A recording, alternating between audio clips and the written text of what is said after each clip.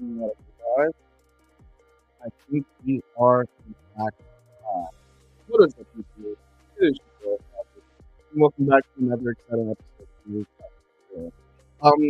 I've decided to change my comments on show notes because I'm I'm doing this show for the benefit of a lot of people, but I think first and foremost I'm doing that I do listen to this show after the fact. Like I listen to stuff. This is simply gonna be going back to what's it called? I'm gonna be going back to graveyard. So I need something to listen to. And I got some stuff I listen to. My main series that I listen to for a podcast so is the LCU, All Star Universe. I've been like listening to a lot. Live, all of those shows. I highly recommend it. It's just a bunch of fucking retards being retarded, and I think it's fucking amazing. But no, I've realized as I've gotten older, I fucking love podcasts. And honestly, I've done podcasts by myself, and while I do think it's redundant to do this show on my own, there are a few reasons why I'm actually gonna just get started anyway, even though no one else is available right now. I don't got a lot of time today, which I mean it's a good thing that the episode is going to be shorter because there isn't a whole lot to talk about this time around. But it's also because I'm doing a bunch of training for a new job that I've got. So the quicker that I can get all of this taken care of, the better. From now on, because I could do this. I've done podcasts by myself before on my main channel. And the only reason that I don't still do Chaos Cast on my main channel is I don't fucking have the time. And I mainly just do this show just for fun anyway. Low key though, I might start doing and set it up to where like weekly and TV are like go like in tandem with not in tandem with each other, but it's one and then the other. Though, and I don't feel like changing the name of weekly because I'm lazy and Rooftop Weekly just rolls off the tongue. I might set it up to where like weekly is, goes up every other week, and then TV goes up every other week. But again, just to save time, if I gotta start doing these episodes by myself, that's fine. I love hearing myself talk anyway. Someone tell me in the comments if that's vain of me. But I'm gonna jump right into it, and I've got a rant for you guys. I've got something that's kind of annoying me that I've been seeing up on the old over on Twitter, up on YouTube, that shit. It's been like I really have become fucking like Sonic Super Keemstar, because this is also another fucking like thing that Keemstar does. He's doing this like himself on Lolcow Live and Lolcow Jester on some of his shows, where he's doing stuff on his own, doing solo streams. And I could do solo streams. Again, it's fucking redundant, but at least I have the ability to actually fucking make something. So I'm not gonna complain that much. But this is called Double Standards and Artistic Freedom, and this is gonna kind of go into tandem with something else as well. If anyone does comment, I might not be able to see it immediately because I've only got one monitor right now. I'm working to fix that though. And when I do fix that, hopefully we'll be doing the show over on Discord and not on StreamYard, because fuck StreamYard. So something I noticed with the dropping of Yujiro Hanma from Baki in Tekken 8 is that it has a pretty even split of both support and disdain. The everyday person may not understand that Tekken is primarily a series about terrible people hitting each other in the goddamn face. My stance on this character being added, from what I've heard, is just something I came to accept a long time ago, that Tekken will always focus villains. I don't personally care for that. But what I was looking away. I don't personally care for that, but I don't play Tekken for the story. I stopped playing Tekken for any kind of narrative reason a long time ago. Overall, I think the story of the series ranges from decent to hot garbage, a la Tekken 7. So I don't give a singular fuck about this supposed rapist or alleged rapist being in the game. Like, as a writer, I understand the concept of villains and that villains do terrible things. However, I am annoyed at the fact that this overall moral grandstanding is only upheld sometimes. For one thing, apparently there's an alleged rapist in Tekken already.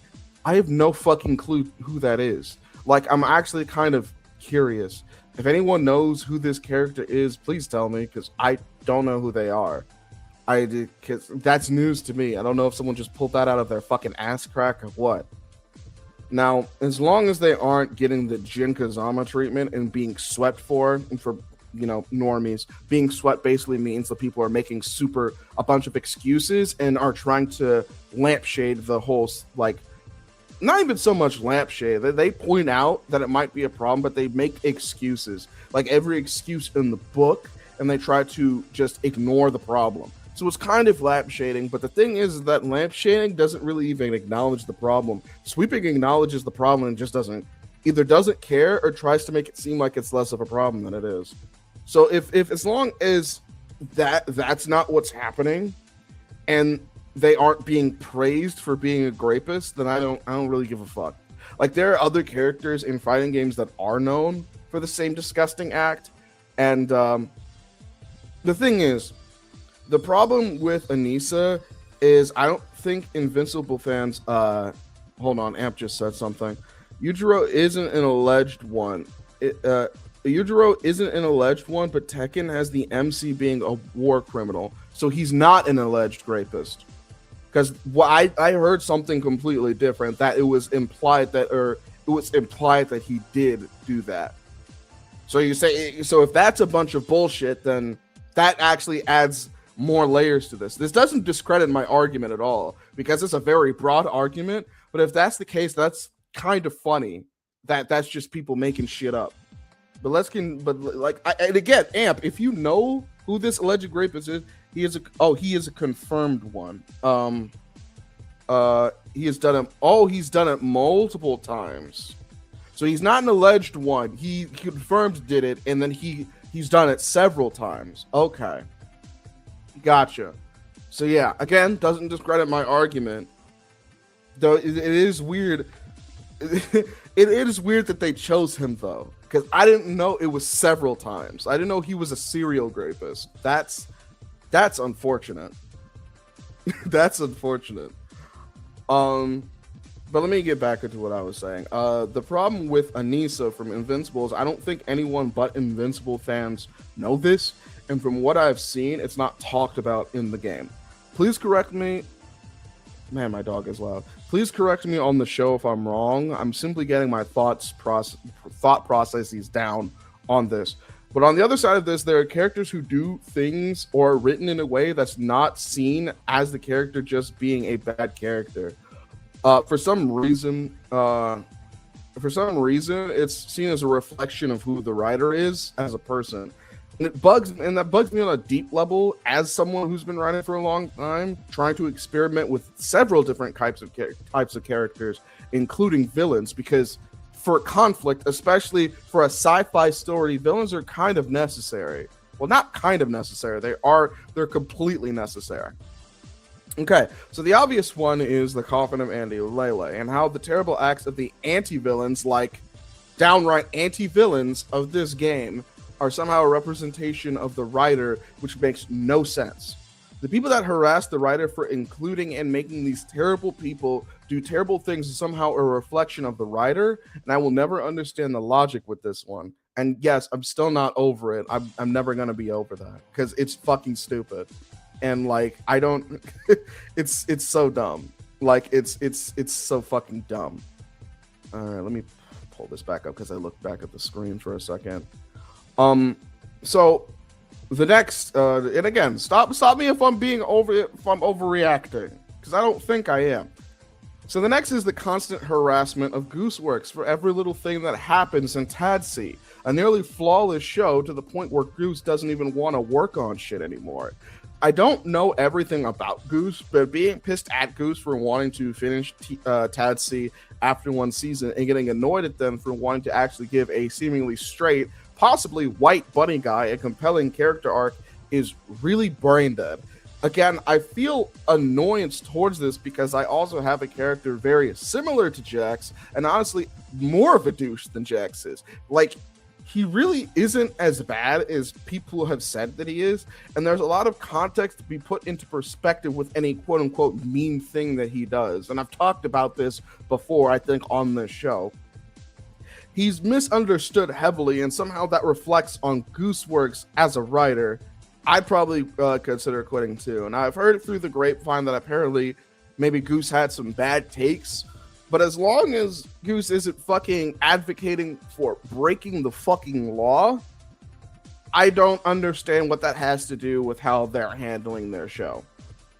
Now, the last entry that I want to touch on is an anime that I don't even watch, but I'm still annoyed at the fans about because I've seen shit like this happen before countless times.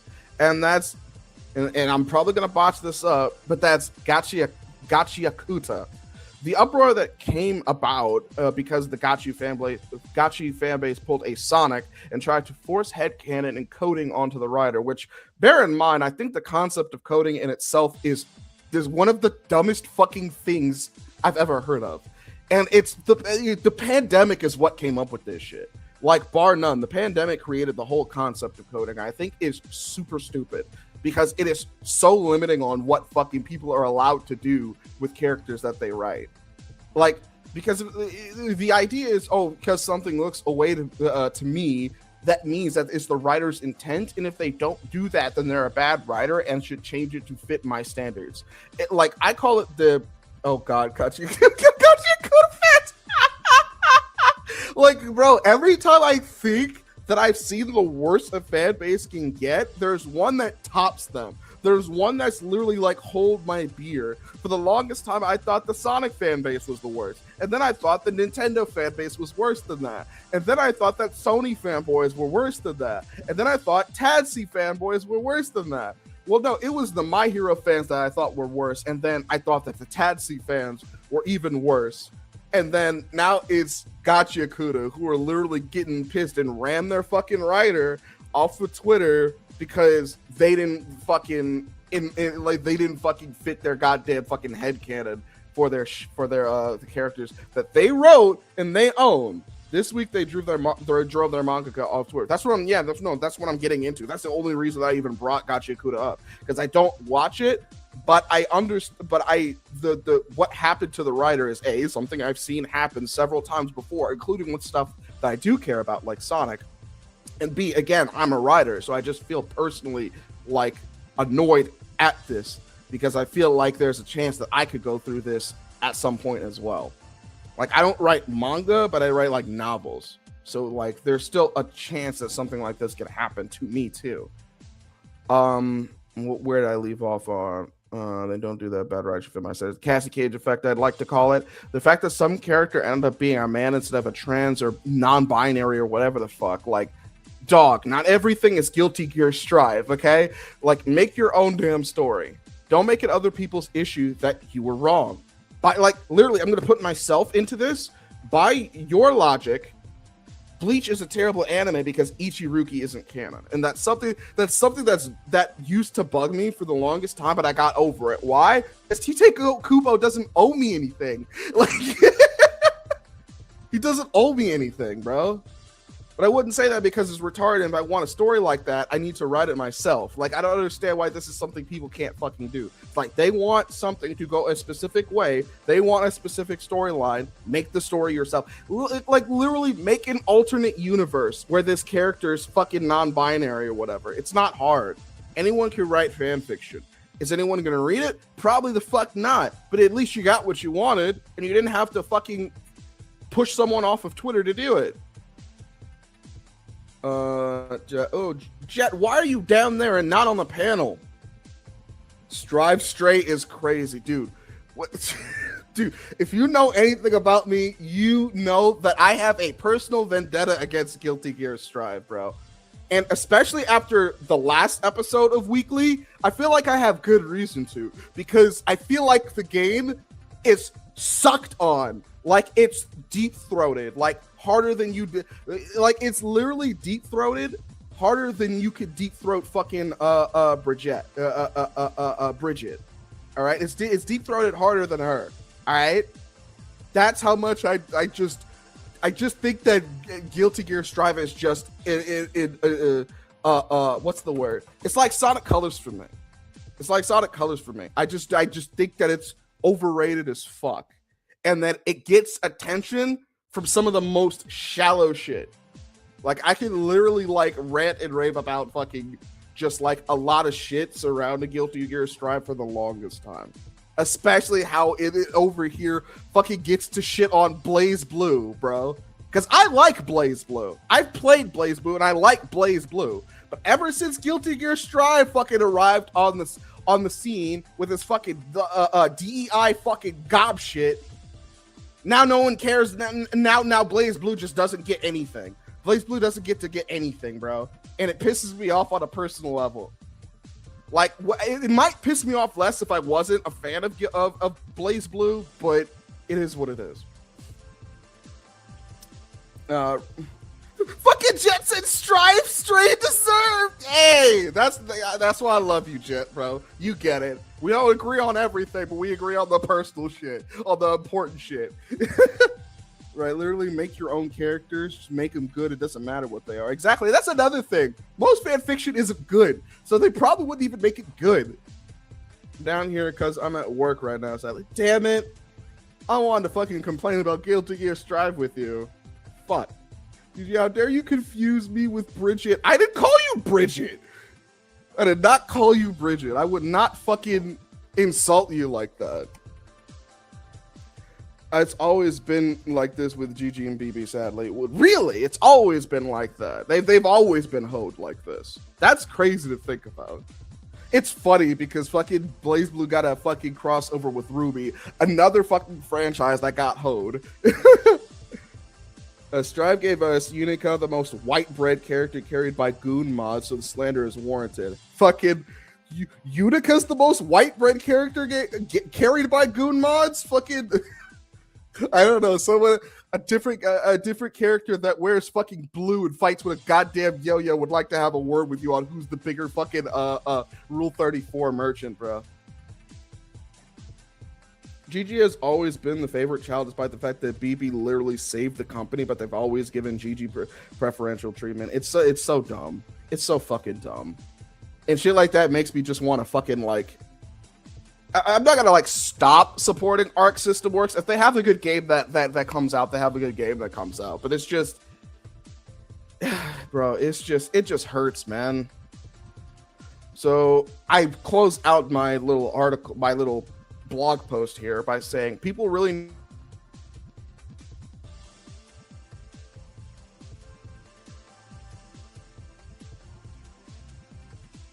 as people, or it's not. You can't have it both ways. But yeah, what do you like?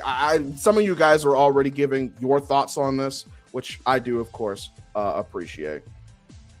You guys also ship with Bridget, but at least Bridget doesn't need a dolphin shorts and stirrup leggings mod in order to have fans. Bridget doesn't fucking need those. Bridget literally wears spats.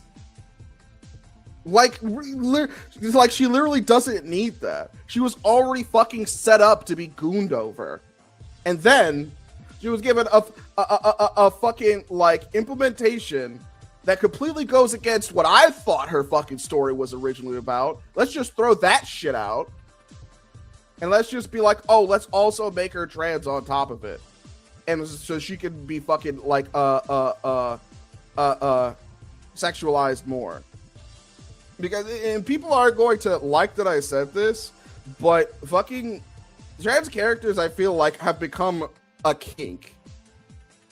Not that they don't deserve to exist or whatever. Not like that. I mean, like, I feel like some of these characters that are being made trans are just to seem more sexy. Like, maybe I could be wrong. I could have my tinfoil hat on. But, like... I don't know, man. I've noticed a lot of these fucking trans characters are also, like, the fan base just loves to jack off to them. And I just wonder if that's a coincidence. Again, I could be wrong. I'm not saying that that's the point, but I feel like a good example of that is Bridget. I feel like that's a very good example. But let me get into some of the other stuff that that I want to talk about. Enough about that hoe. I was going to do a Would You Rather, but it doesn't make sense to do a Would You Rather by myself. I guess I could do one. I'll do one. I don't know if anyone cares. Well, let me do one. So, would you rather? Would you rather be a ninja or a pirate? I think I would probably go with ninja personally. Just because I'm kind of a weeb. In fact, with how expensive video games are getting, I've been tapping into my inner weeb a lot. Um, I've been the series that I'm watching currently is Ramna One Half. I'm watching the classic. I don't know if I'm gonna watch the remake. I'm watching the classic, the one from the '90s. The animation in that show still holds up really well. Like it looks so good. Like what a fucking amazing show. And I watched a little bit of it when I was younger too. But my goodness, that show was so good. And it's so funny too. Unfortunately, I'm watching it on Tubi, which is free, so I'm not gonna complain, but it only has the sub. And for everybody that knows me personally, you guys know that I'm pro dub. I would like the dub, but I'm pretty sure I would have to give Crunchyroll money, and I don't want to have to give Crunchyroll money until I go back to Yu Yu Hakusho, because I'm pretty sure that's the only other anime that I even have on my list that I'm even planning on watching, like within the close future or in the near future. And I'm pretty sure that one is locked behind Yu Yu Hakusho. I mean, not Yu Yu Hakusho, Crunchyroll. But I would definitely rather be a ninja. Ninjas are cool. They have cooler weapons, I think, than pirates. Pirates are cool too, but I just think that I just like the mystique and the mysterious surrounding ninjas. Also, Jet, I don't know if you know this, but if you know, in the Ramna One Half remake, have they changed the body types? Have they? Well, no. Have they changed Ramna's body type? Has Ramna's body type been changed? Female Ramna, obviously. I mean, male Ramna, like existing in himself, kind of also leads up to the same point. But I'm asking you to prove to try to bolster an argument I'm gonna have for something later. So, because I haven't watched it, I could go watch it from the promotional stuff that I've seen. Ramna's body type does not change. So I have two questions. One, is Ramna's body type changed? And two, does anyone fucking care if it has or has not changed? If you're still there. Amp, if you have the answer as well, let me know if you're still there. But yeah, I'd personally be a ninja. But fucking Would You Rather is so unfun by yourself. So, let's go. Do I want to? Let's watch this video first. I'll talk about mixtape in a second. I watched this video already. I was going to watch it with anybody else that showed up, but everyone does seem to be busy. Yukika's not the short one with the fucking dolphin, is she? Like, is she that one? Because if people are outwardly gooning to her, and that's perfectly fine. Oh, that's gonna fucking be awkward. Because I read an article recently to where like publishers were getting concerned about making creating characters with varying with the okay. This is so fucking funny because I think I need to I might need to watch both of these videos or look at both of these posts. Let me see if I can find it because it's gonna be fucking whiplash if that's the case. There was a post that a lady fucking that I watched fucking made about like this gentleman's game that basically was afraid to have varying body types. I want to see if I can find that post again. And if I can't find the post, I might just find the video. But the basic premise of it is that there was this gentleman's game.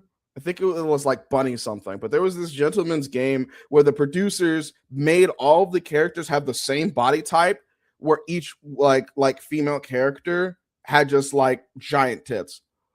And they were basically said that the reason that the characters were drawn like that is because varying body types, it's something that they're scared to do. Because people think that every female character with a small chest is a child, which doesn't make any fucking sense to me. And if okay, I found it. So I'll I promise this is for a reason, you guys. And this is from a woman, so that's how you know that you can trust it. Okay, so let's take a look at this one. This is from my girl Vera Dark. I love Vera Dark. I love her. She's fucking awesome. Solo Dolo H-Man episode 2. I mean, like, I've done it before. Again, it's just like, it's redundant. That's the only reason I don't like doing it, because it's redundant. And it's like, the Rooftop experience isn't Havok Network. It's everybody. But again, very dark. But again, if people are busy, people are busy. Shit, I'm busy today. That's why, there's not a lot to talk about today. But let's take a look at this video. It's called Devs Admit Platform Regulations Are Getting Worse. Fan service under attack again. It's always so sad when we hear creatives admit that they can't make certain content because of platform regulations, even if they're not breaking any rules. And now a CEO of a Japanese company is saying that they have to design their female characters in a certain way. If you're still live when I get home, I'll join you. All right, appreciate it, man. Now, or else they risk not getting their games released at all. I have a few different things to show off, but before I get into the topic, if you enjoy the content I create, check out the links in the description for a Western audience, because they think, oh, if we tone down our content a little bit, it won't have issues with being released. And plus, this scheme was promoted to them for years. Oh my gosh, this will quadruple your profits. You're going to make so much money because you're going to have so many more customers.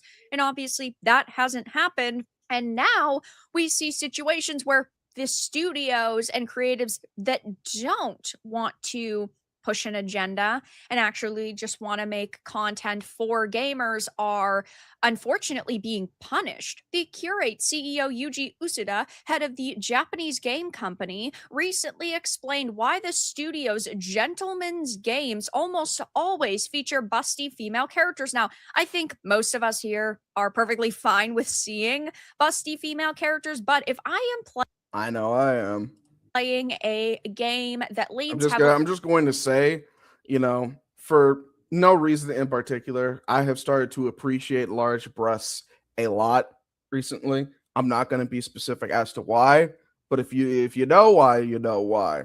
Into fan service, right? I do like having women that are of all different body types. I mean, I'm not talking like 600-pound blue-haired land whale body. Yeah, maybe not. Maybe that one. If you want to make a story about that one, then more power to you. That's just personally not what I'm into, because I would like my partner to live past fucking 28. Type, but I mean, busty or a little bit more flat. I like seeing ladies that are flat as justice, always. I mean, I like large boobs, but you know what? I'm never gonna say no to small boobs either. Taller and shorter, and some that are curvier. Like, it is nice, especially in a game where, like, that's the thing that I like about Nekopara. I know I keep pausing, but that's the thing that I like about Nekopara. I feel like Nekopara balances those varying body types quite a bit and very, very well. I think Nekopara was one of the very first like visual novels that I ever played, and that was an aspect of Nekopara that I really liked. Like, yeah, it was cute cat girls and everything, but none of the cat girls looked the same as far as their bodies went. They all varied. As much as I think, characters like Coconut are a little overrated, I can understand the appeal of Coconut. Same as where I can understand the appeal of Vanilla. Vanilla is my favorite. But I can also understand the appeal of Chocola, even though she's, a little basic, but I can understand. Apparently liking Vanilla is basic too. That was news to me. That's still news to me, because everyone wanted Coconut. So how is Vanilla basic? If anything, doesn't that make Coconut basic? I don't know. I'm not gonna ask. Just don't ask Crimson about which one that the game thinks that he likes the most, because he might get some raised eyebrows. If you know, you know. Let's say you're dressing them up, or they have tons of different costumes. Though this is apparently an issue, which isn't shocking, because it basically looks to the platforms like they might have inappropriately aged characters. So That's another thing. That's something that people just assume. And the thing is, there are some people out there to where even if you distinctively tell them and have the evidence to back up that maybe this character has a small chest, but hey, women with small chests exist in real life. I'm pretty sure Vera Dark is one of them. In fact, I'm actually curious. I'm just gonna see if I can find some like a bust upwards like picture of Vera Dark. Of course, nothing like inappropriate. I don't think she has anything inappropriate, but I just want to see if she would also land in that category because I don't think anyone in their right mind would sit here and say, "Oh, Vera Dark, if she has like a small chest, that automatically means that you know she's a child." No, like obviously not. Like that's fucking retarded. But some people think like this. Some people think like this. That's the fucking thing that I don't understand. People like genuinely think like this. Like just because like A, they think women with small chests don't exist in real life, and B, they think if a woman is drawn in fiction with a small chest, that automatically makes her a child. I will never understand either of those things because they're both fucking ludicrous. All right, this isn't fucking like me like being a gooner or anything like that. I don't see myself as one, but it's just like a spade's a spade. I can't just sit here and fucking pretend that it's a fucking diamond when it's not.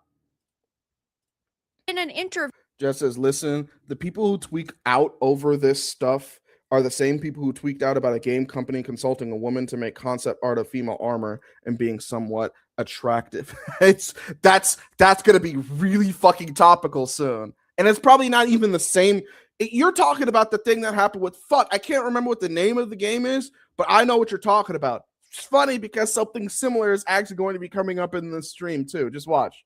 with GameSpark, he said that portraying adult women with small or flat chests has become Key word adult women. It's still risky. It's still risky for some reason. The like flat out adult woman confirmed. You can't argue against it. Still risky.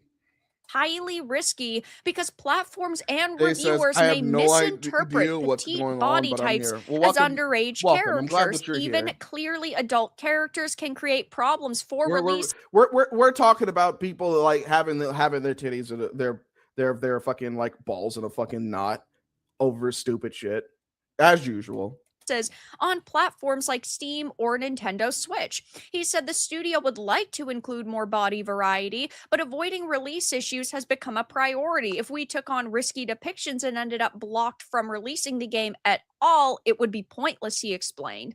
He also mentioned that the company already has to make platform specific changes to avoid censorship.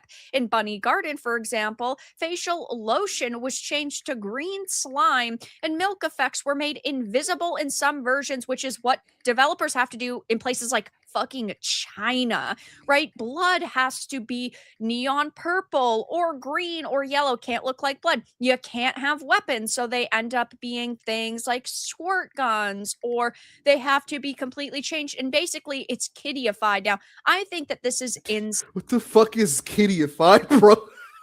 Like, I'm not laughing at her, but it's like, what that doesn't even sound like a fucking word, but I know that's a word that these fucking losers use. It's just like it's small chest equals it's kid. It's like kiddyified. Like everything's kiddyified. Everything's about why are people so obsessed with inserting children into things where they don't belong or they're not actually there? Like things like that make me like look at you crazy when you say shit like that. It's just like, no, it has to be a child. This sexy woman with a flat chest has to be a child. Like, what? Like, what are you saying, dog? You're fucking weird.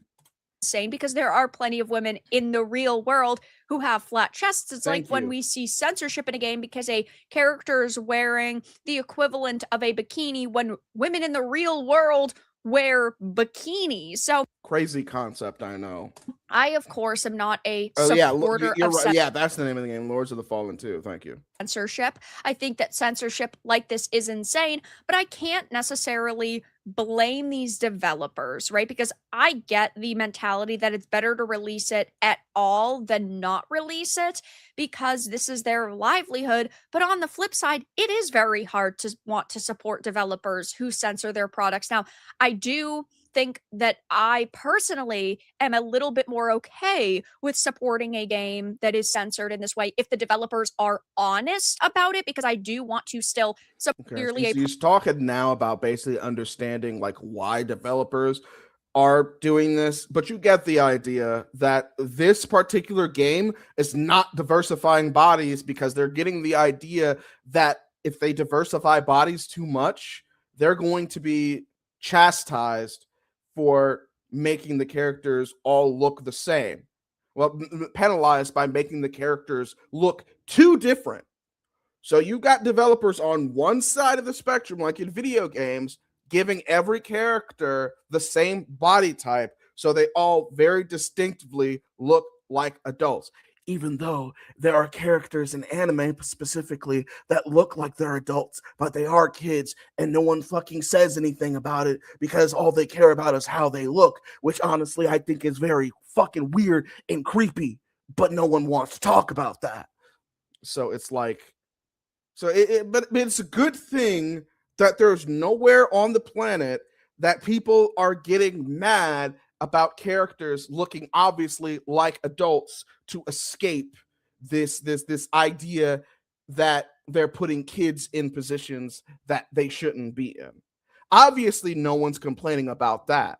Why would anyone complain about that? Do you see where I'm going with this? Yeah, people are complaining about that the characters look too much like adults. Like I'm exaggerating, but only a little bit. That's the messed up thing. A flat woman, those don't exist. Come on, H. We all know exactly. What am I saying? Like flat women don't exist. What am I even talking about? They don't exist. But yeah, no. People are complaining that characters look too much like adults. Again, I'm exaggerating, but only a little bit. Hi, it's Yakuza. So, why is it? This video is called as Planetronika and Gameoverse Gooner Bait by Hi Yakuza. Internet or Twitter complaining? Well, it's because they're sensitive or body types again. It's such a nothing burger complaint. Who cares if she's wearing a swimsuit? It doesn't hurt anyone. I swear, women are just upset over everything. It's like nobody can have anything. I wish I could watch sexy cat anime girls on my Samsung 57 Odyssey Neo G9 monitor. Who the fuck is this dude, bro? Like, I watched this video already. This Hi Yakuza guy is actually really funny, but people tweaking about Kit from Gameoverse. Oh god, not just Kit, also Butterfly from Planetronika. I was originally just going to talk about Kit, but then I saw some of the outrage about Butterfly from Planetronika, and so I figured that I wanted to find something so that I could like put them together. Mind you, I have not watched either yet, but I think both Kit and Butterfly are very pretty. Crucify me. Let me pull this back up. I didn't even get to say it yet. Hey, I thought it was all over. Let me actually speed this the fuck up, bro. Come on, let's get going. Planetronika low-key was a fun watch. I'm curious about both shows. Like, I do want to watch both shows, but I'm just wondering, do I want to get further into Ramna 1/2? Because, like, by today's standards, Ramna 1/2 is a quote-unquote Gooner Bait show, too. Even though I don't see it like that. I just think the show's fucking hilarious, and the characters are fucking, like, insane. And I think that that's fucking fantastic. But it's just like, I don't know. I'm surprised that I'm not... Jet, I don't know if you heard my question. But Ramna 1/2, the remake, is female Ramna's body changed? Because they did something like this for fucking My Hero Academia too, where the comics had characters like Uraraka like heavier, but the anime make them slimmer, and then people got fucking pissed. But then again, the My Hero Academia fan base is full of people that fucking eat rocks for breakfast. So it's like, it's no wonder that eventually like people stopped caring about what they were saying about that. But again, like, has female Ramna's body type been changed at all? And B, do people care about that if it has or hasn't been? Because I'm very curious about that. This intro is fucking busy. It's fucking not busy, So but yeah, recently in the world long. of animation, 2 new indie pilots released. The pilots being Planetronika, English's Gameoverse. No, female Ramna is still very attractive. Are people complaining about Ramna being like having a a specific body type? Because if I remember correctly, Ramna had an hourglass figure. I think either hourglass or apple. Because if Ramna, would you classify female Ramna having an hourglass figure or an apple figure? I think it's hourglass, but I could be wrong. Now that not that I've seen. I didn't think so. I didn't fucking think so.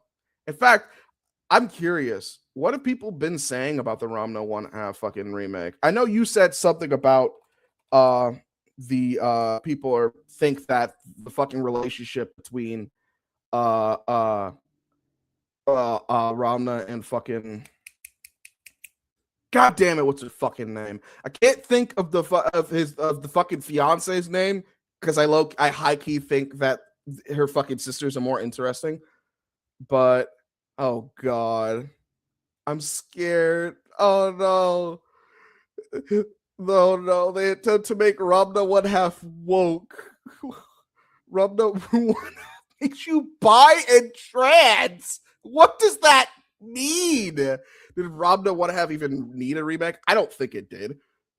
The new Ramna 1/2 broke me. Ramna 1/2 old plus new, out of context, new look, same plot.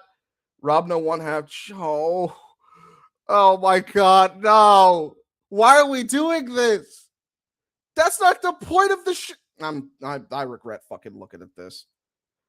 I'm not gonna let it bother me. I'm not gonna let it. Okay, so it's like people weren't paying attention to the show or something, but I don't know. Maybe in the classic that ends up being the point later on. I don't fucking know. But as far as I'm watching, I didn't see it. The writer being like, "Oh yeah, no, this is supposed to be a transgender allegory," but I could be wrong. But I don't want to touch that with a 10-foot pole. So you know what? Fuck it. I'm just gonna ignore that. But I don't see anyone complaining about her body type. That's what I was looking for. No one seems to care about that. No one seems to care about the body type, which I knew no one would give a shit. I knew no one would care. People who think Ramna and Akana's relationship is toxic still blows my mind. Okay, if I recall, described as hourglass. And if they are, they can stuff it. I didn't see anybody complaining about it. No one cares. I got shit to do. I'll talk to you when I get off. All right, man. Talk to you later. But yeah, no.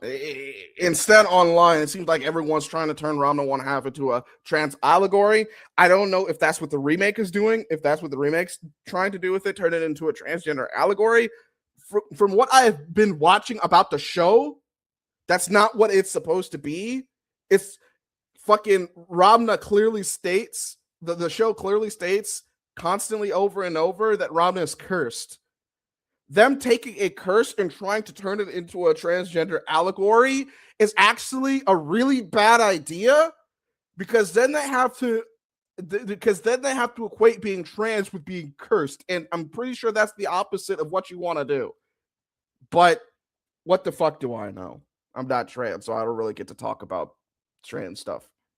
I don't know what I'm talking about when it comes to it. Same basic controversy, being that the design choices for the women are mostly, lack of a better word, gooner aids. Okay. It must be really crazy to be a female with an naturally hourglass figure and have everybody online point to you and tell you that, and put you in a box and say that you and your body type are gooner bait. That must be crazy. It's a good thing I, as a black man, never had to concern myself with being objectified and being put in a box and being seen as only like a sexual object. Oh, wait. I know. Listen, I didn't make up the name, okay? People on Twitter did. Okay, what would you call it? Oh my god. I would describe Goonerbait as sexualized imagery with a purpose to arouse the viewer. With this, to keep the audience attention span throughout the show. Well, thank you. I worked really hard to make this description. I remember that already had a name. That's the thing. It already had a name. It was called fan service. Look, point is, both pilots, one way or another, have been getting controversy over women being put in expressive ways where some people believe it's nothing but a thirst trap or gunner bait, and people are disgusted by it. Honestly, I believe that shows should have more substance than just that, which Planetronika does, but it's really just riddled with a lot of just that type of content. But, you know, that's my opinion, at least. Whatever gets a rock solid for a show is different than mine and others, and that is fine. This is a to each their own type of moment. Does anyone remember Velma? Does anyone remember the pilot of Velma when all those teenagers were fucking naked in the locker room? Does anyone remember anyone actually fucking complaining about that and having this much of an uproar about it? Is it because all of the characters had varying body types? Would that it be okay? Because that's what I was thinking when I saw this video and I watched it for the first time. Would it be that big of a fucking deal if Butterfly and Kit were both like bisexual? Because obviously fucking Butterfly is fucking at least likes dudes. But imagine fucking the creators of goddamn Planetronika fucking either retconned it or made it to where Butterfly was bi. Do you think people would care as much or make as much of an uproar about it? I know that they wouldn't, because I literally know that they wouldn't. I promise, because there have been other fucking situations where characters have been bisexual and they have been sexualized in some way in media, and no one gives a shit. They're like, yes, queen, fucking tear down the establishment, fucking it's liberation. So honestly, and I hate that I have to say this, literally. Planetronika could just continue being what it is, even though I think the writer on Twitter said that we're going to tone down the fan service a little bit, so there's not so much. He's not going to be getting rid of it completely, thank God, but he's going to be toning it down so it's not as in your face and it's not distracting. But literally, all the creator would have to do is make Butterfly like bisexual. No one would give a shit. Same thing with Kit and Misinformation. Just make them bisexual. No one would give a shit. They was like, I thought that was an actual episode. You thought what was an actual episode? Amp said, we don't want to remember Velma. Honestly, you're right, we don't. Aside, Planetronika is a well-animated show. I feel like Planetronika as a pilot has better qualities to make it a good show besides the goonbait that they had. Like, there is more to it, so I wouldn't deem goonbait to be its pure focus. On a more serious note, the other reason why people are upset is because there's a lack of real body representation throughout these pilots. Like, the only body type they would draw is just these hourglass body type figures and like nothing else. People believe there's other body types to show, and you know what? I agree. The thing is that this is turning into a desire for tokenism, and I hate the concept of tokenism. I'm not against varying body types, but as we just saw in the last post that we looked at, or the last video that we looked at, that by itself isn't good enough. Because as soon as you put in a character like a female character with like a big butt and a flat chest, then people are accusing you of being a pedophile. So it's like now we just have to fucking meet a quota instead of putting things in that we actually like fucking care about. And I don't know, man. Like, do we really want to go back to the days of like South Park, where they're literally making a joke about having a token black character in their show, and no one stops to think like, is this what we actually want? And I'm starting to think that maybe that's just the safe bet. Like, for writers, you got to start making lists of your tokens. Even if you only plan on having them in maybe one or two like things, you have to start collecting tokens.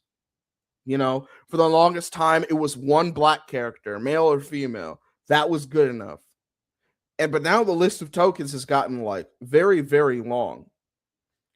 And like, I'm perfectly fine with varying body types, but it just feels really shitty to sit here and like tell women that they're not good enough and that they don't deserve to be presented.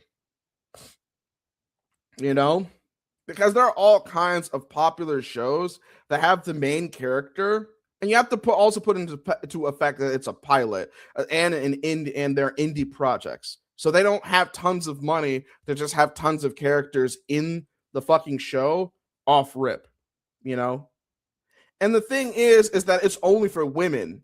The men have varying body types, but that's not good enough. There's another, like, the goalpost is being pushed again to where, like, every indie pilot has to have varying, like, body types for their female characters, which is odd because I don't think Tadsi had to follow that rule. We have two women in Tadsi, Pomni and Ragatha. Well, no. There's what's the fucking yarn motherfucker? Gangle 3. Of course, I didn't realize Gangle was a female until like episode 3. We have those three. You could say that they're varying, but they're cheating a little bit because they're not humans. So is that also a part of the rule? Like, characters, it doesn't matter what the body type of the character is if they're not human, because that feels like it's pushing the fucking goalpost a little bit too. Like, you have to either basically make your main character a certain way. Like, it's basically like in anything indie or anything nowadays, your main character cannot be an attractive white woman. Or a white woman with an hourglass specifically, which some people are into. Both women and men are into hourglass figures. So sitting here and saying that they're wrong for that, and saying that that type of character cannot be a main character in a show is crazy. And maybe that's not what they're saying, but again, these are pilots. I don't think unless they have a ton of money at their disposal, they're not going to be able to put 20 female characters of varying body types in the first episode. Are you going to give them that money? No, you're not. Like, I don't understand why people can't just do the things that they want. And again, I don't see anybody complaining about this in Ramna 1/2 in the remake. I don't see anyone complaining about this. I guess because they're instead putting, like, trans ideology onto the show, which maybe that's what the remake's doing. I haven't heard anyone say that that's what the remake's doing. So I'm kind of confused on that. If that's what the remake's doing, fine, whatever. You can do whatever the fuck you want. But again, it is the Bridget thing again. That was very clearly not the story you were telling before. You've changed the story. I feel like at some point in your pilot, it wouldn't hurt to draw someone with a different body figure that isn't just a body figure of an hourglass. I'm not saying you change your whole main cast with people that have like diverse body figures. No, it can be as simple as someone in a bag having like a body figure, or like one random character with the body style. But it looks like this isn't the case for Planetronika and Gameoverse. But Gameoverse, I would say I'm cool with it more rather than Planetronika. But by the time I'm saying this, there's already like what 700 shows dislike the video. So yeah, GG. Glitch been getting heat recently, but in my opinion, I think it's just the heat Planetronika has been receiving, and it's just being rolled over into Gameoverse. With yes, the body types for these characters all more so looking the same. And yes, I do agree they should include diverse body types as well. But the thing is about Gameoverse is that it's based upon, well, video games, mainly 90s arcade video game styles like Nintendo, Capcom, Sega. But is that good enough? Because here's the thing, a lot of people that complain about shit nowadays don't care about how things used to be. They don't give a shit. So this is a good point, and I agree with this point, is that it's going off of the style of those older arcade games, which had diversity, but it didn't have the diverse body styles, which I think is a good thing, because we don't want to give off the idea that people can do things that they can't. But again, hopefully they understand the concept of like fiction and reality. A lot of people don't, unfortunately. But it's just like, I don't know, bro. I feel like they're not going to accept that argument. And the thing is, and this is something he doesn't like mention, but Planetronika, from what I've seen, is based off of like not 90s cartoons, but early 2000s cartoons, and they're the same way. They didn't have a whole lot of diversifying fucking like body types either. Like the show that I'm most that I'm reminded of almost immediately when it comes to Planetronika is Kim Possible. Kim Shigo, the students in her fucking school, they all had like, you know, the same type of body type, and no one really cared about that. No one said anything about that. And I feel like it's because it's a great show. Like, I don't think that that's something that people got hung up on. But it's like, now that it seems like people on the internet are just looking for more things to bitch about. That's what this genuinely feels like. The people are just looking for things to bitch about. Because again, if you're going to use that excuse for Gameoverse, you have to use it for Planetronika, because Planetronika is obviously based off of like early 2000s fucking like action cartoons, which didn't always have varying body types for females either. Like, you got to make your cake and eat it too here. Well, you can't bake your cake and eat it too. You know what I'm saying. At the time, there wasn't. Am I missing something here? Sexual scenarios all the time. Like, people are calling out the main character for being in a swimsuit while going underwater. Okay, like, am I missing that don't something? make any kind of fucking sense. Like, getting mad at a character for having a swimsuit while underwater is some of the most fucking brain dead shit ever. And I can't believe that people got pissed about that. Like, that's so stupid. Here, like, is she supposed to wear a hoodie? Yeah, exactly. Is she supposed to wear a sweatshirt underwater?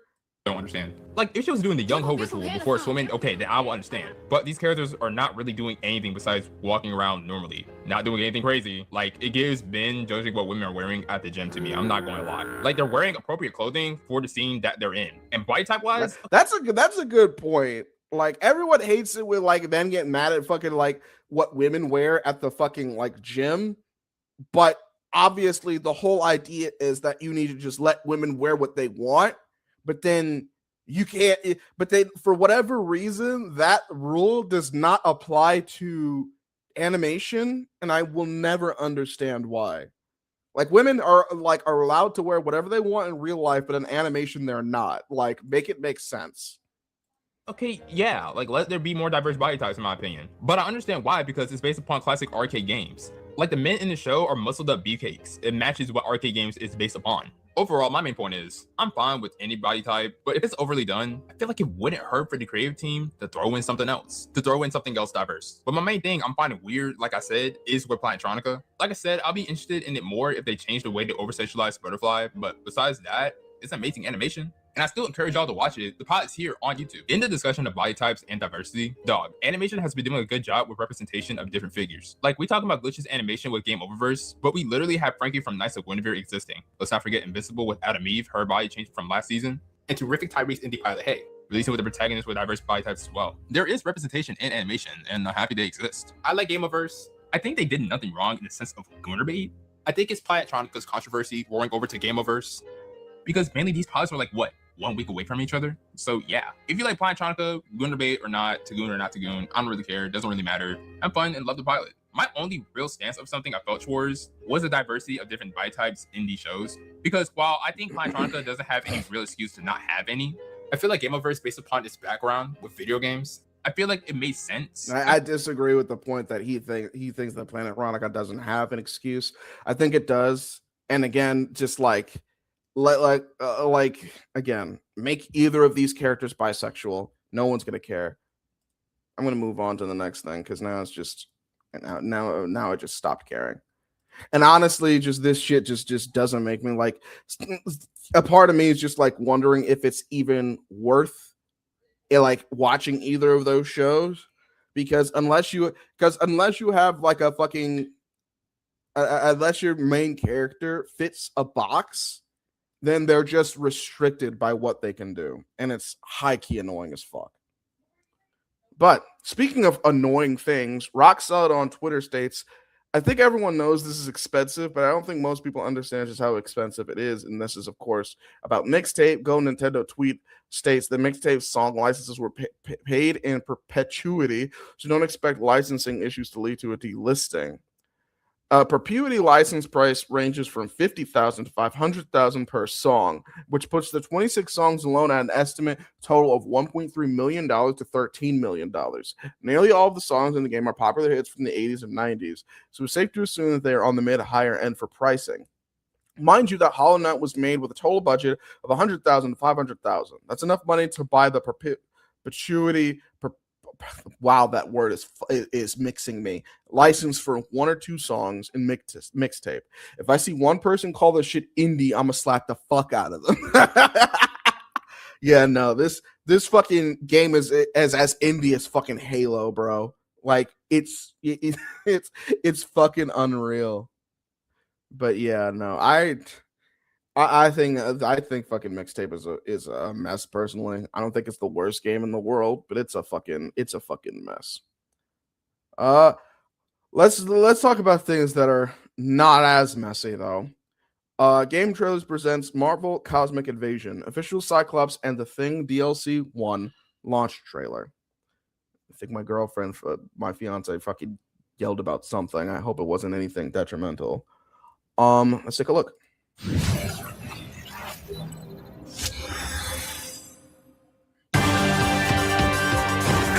Now, if anyone has not been paying attention, I think Marvel's Cosmic Invasion is supposed to be like a beat 'em up game that came out a while back, and they're still having DLC, which is pretty awesome.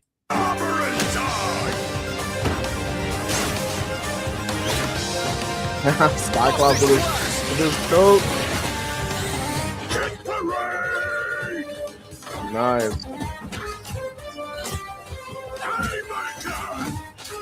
Don't get up. Excellent. If you guys didn't know, I am a big fan of Cyclops. Like, Cyclops is awesome. He used to be my favorite X-Men for the longest time. He's still like top 3. I think my favorite currently is Deadpool. Yes, Deadpool's an X-Men character. I think my favorite is Deadpool, probably followed by Wolverine and then Cyclops. Keep an eye on him, Psych. To me, Oh, I didn't even realize that they had like voice lines that were dependent on each other like that. That's cool.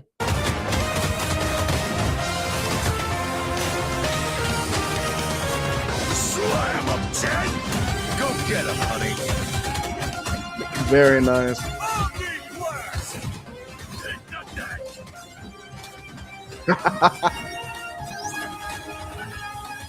It's on site. Very cool. Very cool. DLC 1 available. Okay, so this is their first DLC drop. I see. That's pretty cool. So yeah, anyone that's got Cosmic Invasion, the first DLC has dropped. Go get it. All right.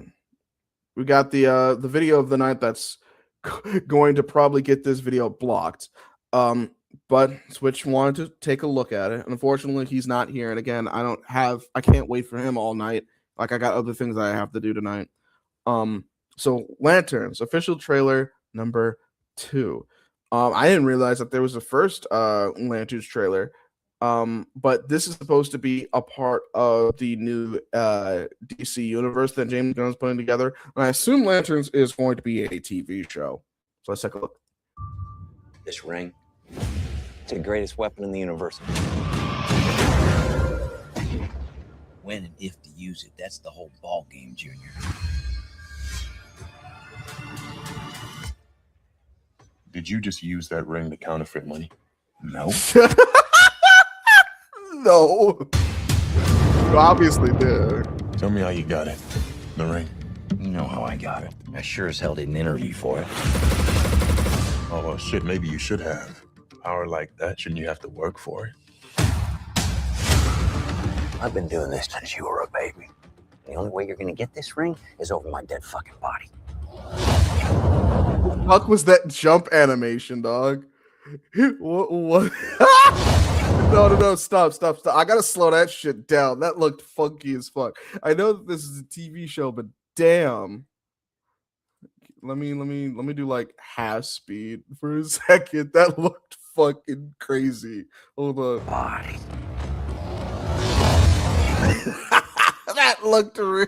that looked fucking funky, dog. I think he likes me. Everybody is lying to us. We're not leaving here until we find out what they're hiding.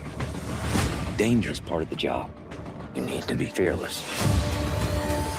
How are you chosen for this?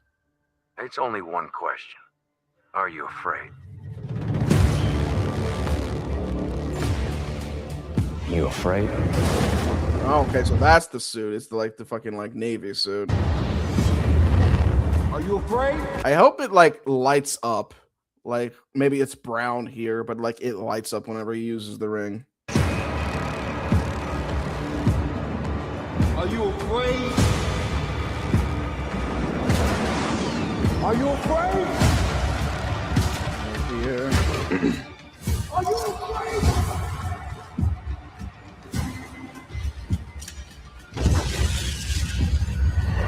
I was raised fearless, and I'll do this better than he's ever done it before. Then go and get it, John Stewart.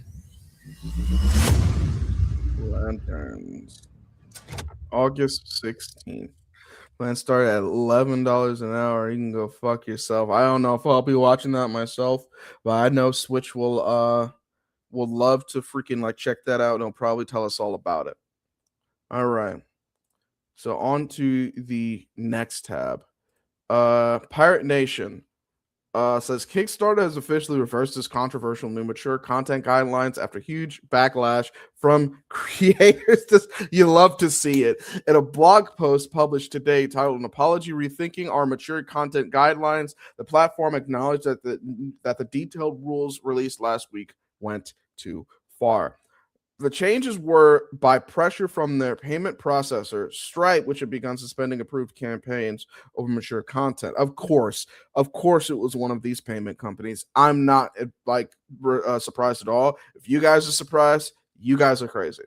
As a result, Kickstarter is removing the new guidelines entirely and returning to its previous simpler policy. Projects may not include pornography or illegal content.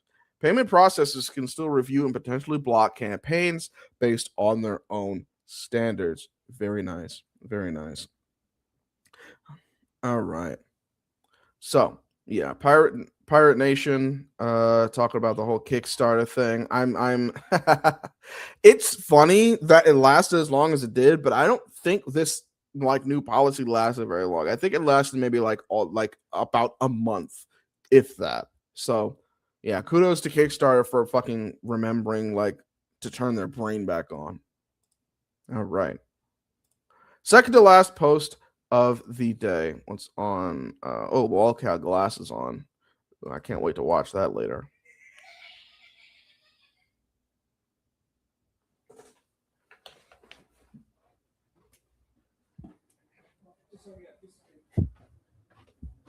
You know, you sound like a goddamn Gatling gun. Shut the fuck up. Shut the fuck up right now. Leave me the fuck alone. I am struggling. Are you on Sky Sanctuary? No, you're on City Escape. Okay, that's slightly more tricky. Okay, I'll give that one to you. If you were struggling on Green Hill, we were gonna have to talk.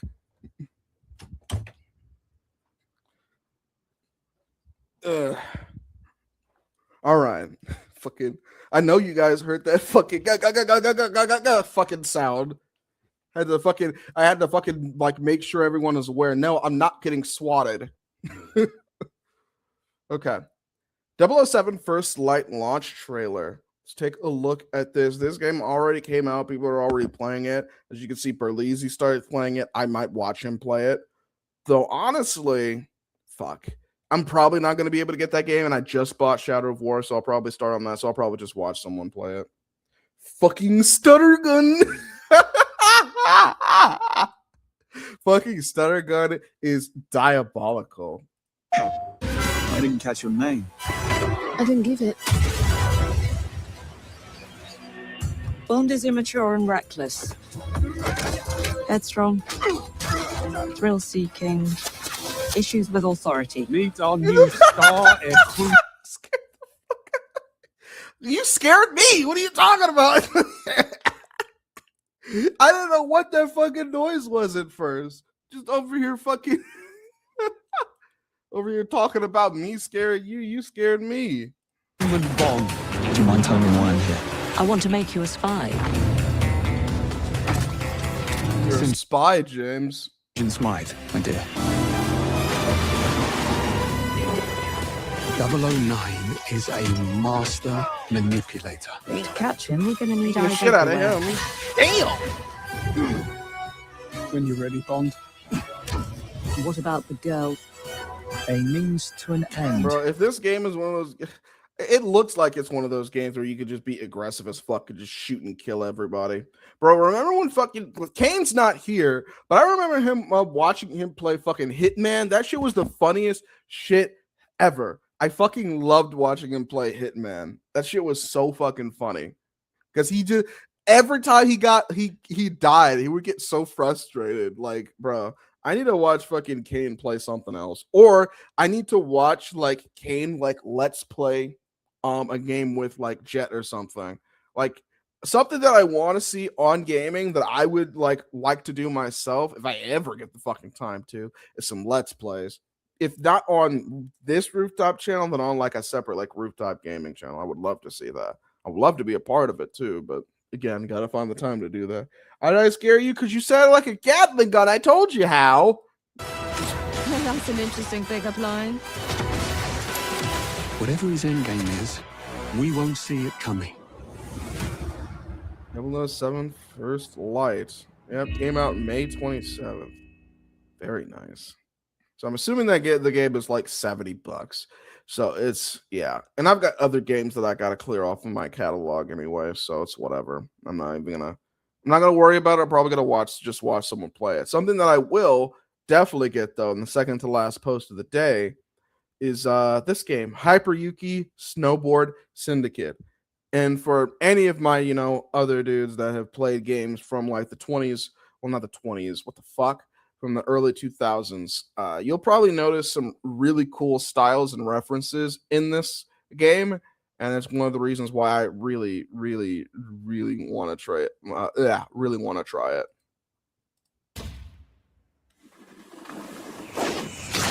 Just immediately making a name for himself. A sign that says no snowboarders.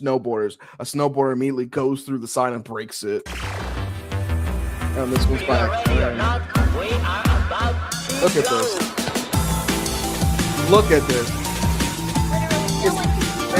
This game looks like the 2000s just fucking threw up all over it, bro. I love it. You know what, Miss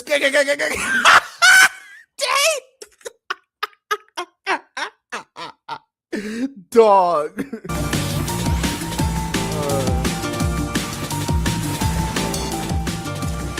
Are we like literally? Like, bro, look at this. Look how beautiful it is. Oh my goodness. You can play, bro. You can play as is that a fucking potato? You can play as a fucking potato, dog. Like, what are we talking about? This fucking charm. Oh my goodness. Dude. You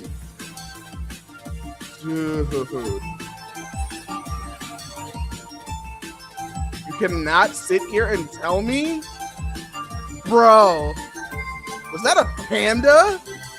Look at this. Dude. You cannot sit here and tell me.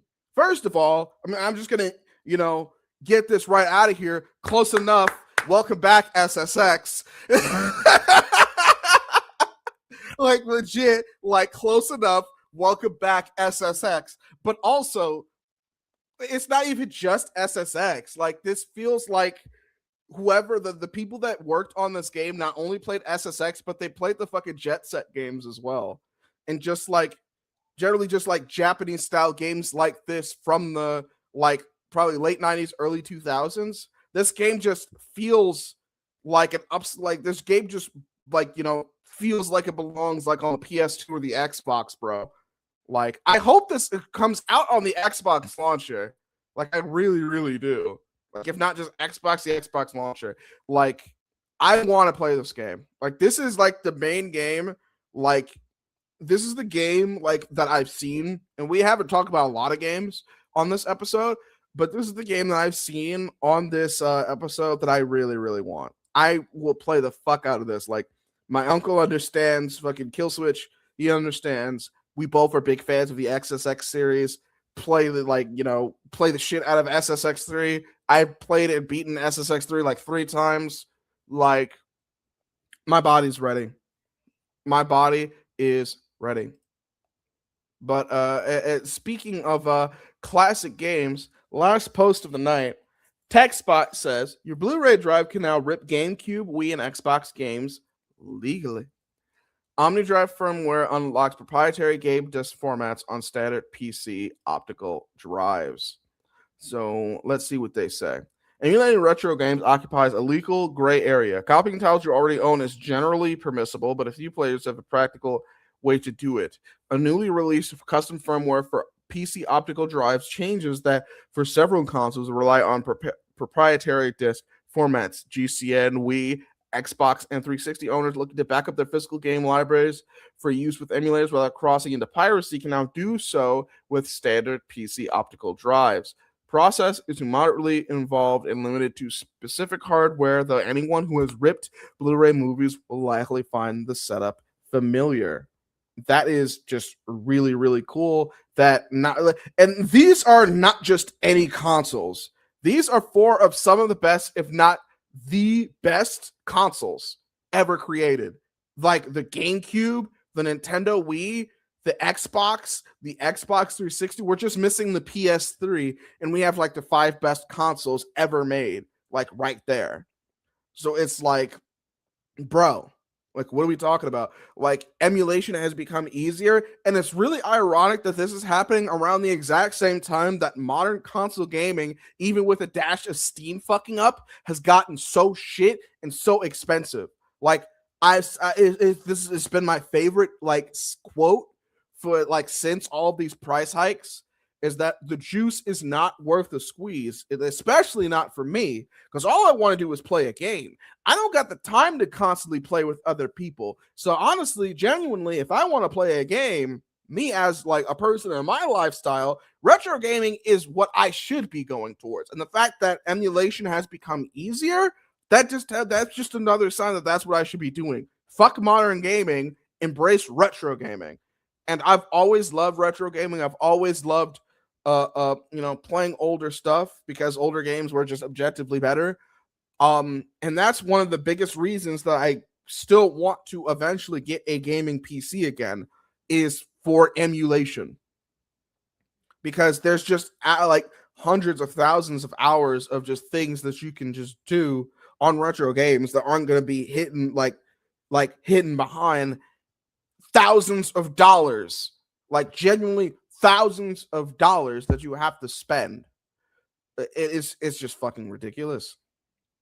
Like like genuinely, like it's becoming a meme. But generally, go out, get an Xbox 360. That's genuinely what I'm about to do myself, is go out and get an Xbox 360. But yeah, everybody, that's all the stuff that we have to talk about today. Literally, it was just me by myself, but honestly, like I said, I've done this. I could do it again, and there wasn't a lot to actually go over this time. We're just over an hour, and we were able to get through all of the topics. I appreciate everyone that joined me in the chat. And again, from now on, in situations like this where literally no one is available at pretty much the only time I'm available, Thursday nights is like right now the only time that I'm even available to do this. And it's probably going to continue being that way even through to my new job. Is like Thursday is another day that I'm gonna have off. I'll still continue to try to do it like this, but if worst comes to worse, maybe I could try to switch over to like Friday mornings or something. The thing is, if I did try to do it Friday mornings, it would have to be early morning, like really early morning before I went back to sleep, because, you know, I'm doing graveyard shift. So it's going to be tricky. And again, I know everyone's busy. Everyone's got, you know, their lives and things like that. And I'm honestly just going to say this right now because I've had it in the back of my mind. As much as I do like this show and I do love podcasting, realistically, I don't think I'm going to be able to do this show forever, for an extended period of time, especially if it's not fitting with everybody else that's on the panel. Now, I'm not going to quit Rooftop, but I'm probably going to stop trying to do it every week. And if I do it every week, I would prefer it to probably be like this, where I only have to put aside maybe like an hour or so, maybe 2. Because yeah, I do like this show, but honestly, I like talking with my bros more than I like this show. So if production ever slows down on the show, I'm not gonna get rid of the channel again. I'm not doing that. I only got rid of the last channel because there was a lot of heat surrounding me, coming across it was some fucking dumb shit. If you know, you know. I'm gonna keep this channel up, but I'm probably not going to focus it nearly as much. I definitely don't think trying to do it every week is realistic, and even the time just doesn't seem to be working. I got half a mind to consider maybe stepping down and having someone that has more time run the show, because it's like I've got too much that I gotta do, and realistically I just can't keep up with it constantly, and I'm starting to think that maybe me being the leader of it might not be such a great fit. And I know that sounds sad, but again, like, I'm not quitting, I'm not giving up. I'm just saying, like, if I'm going to be doing streams on my own at this time, that I might just start focusing doing streams and talking about stuff on my main channel, because there's no point in doing the Rooftop by myself. That's not why. I didn't make this show to do that. And it seems like more and more Thursday nights just aren't working. And the job that I have right now, it's paying me more than my former job. So I kind of need this. And, you know, again, this is just a for fun thing. Again, this sounds sad, but no, I'm not. Like, Rooftop isn't ending. It's just I might have to just commit less time to it. And I think you guys realistically would understand. So everyone that came out, thank you so much. I appreciate you guys. And I will see you guys next time. I won't say next week because I don't know if it'll be next week. I will see you guys next time. And if it ends up being another situation where I'm here by myself, I might not talk about the stuff on Rooftop. I might just talk about whatever interests me on my personal channel. Like, I might do a thing where it's like, if I wait for 10 minutes and literally no one's available, I'm gonna turn the Rooftop experience, the Rooftop weekly episode, into a chaos cast or something like that. But yeah, I will talk to you guys on the flip side later.